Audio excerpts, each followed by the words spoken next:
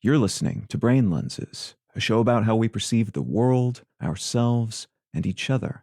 I'm Colin Wright.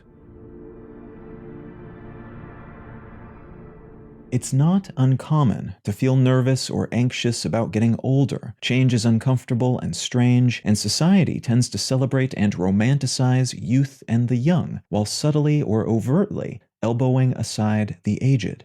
An ever-present, abnormally potent sense of dread focused on aging, though, is called Gerascophobia, and this is a real-deal clinical phobia that can cause debilitating panic in those who suffer from it.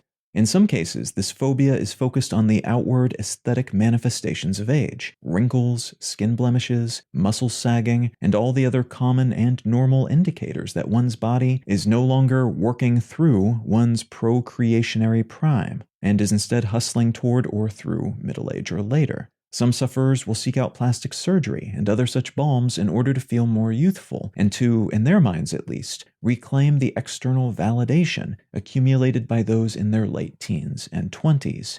Others who receive this psychological diagnosis are focused on health-related issues, including the potential to fall down and break a hip, to be bedridden or sickly, or to die alone, tucked away and no longer catered to by society, left behind, inadequate, useless, and/or purposeless. These fears are not based on destiny or reality. Many people remain active, healthy, socially engaged, and productive throughout their entire lives, but it makes sense that people who see loved ones degenerate physically and then socially, perhaps as a consequence of that physical degeneration, might fear the same outcome for themselves. Pop cultural manifestations of the same may elicit a similar response. Again, this is not an uncommon or pointless concern, but it becomes clinical when these worries overwhelm one's focus and diminish one's capacity to do other things, when fear about the future negatively influences their experience of the present.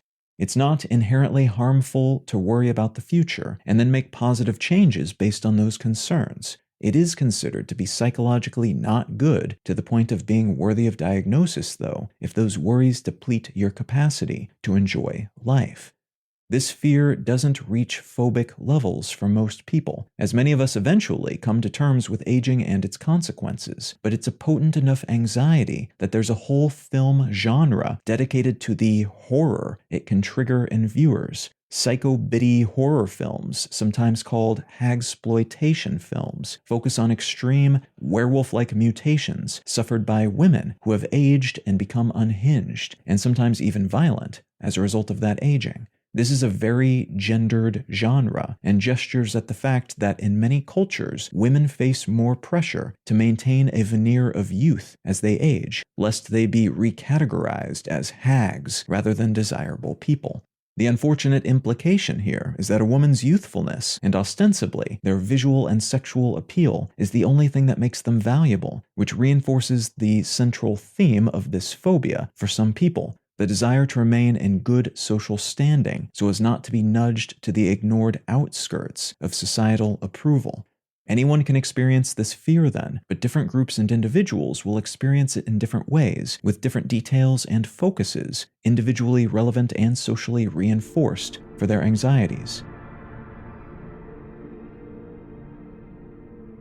You can find out more about Brain Lenses, including how to support this show, and in return receive an additional episode of the show each week at brainlenses.com. You can also support this and all of my projects at understandery.com. I'm Colin Wright, and I'll talk to you again next week.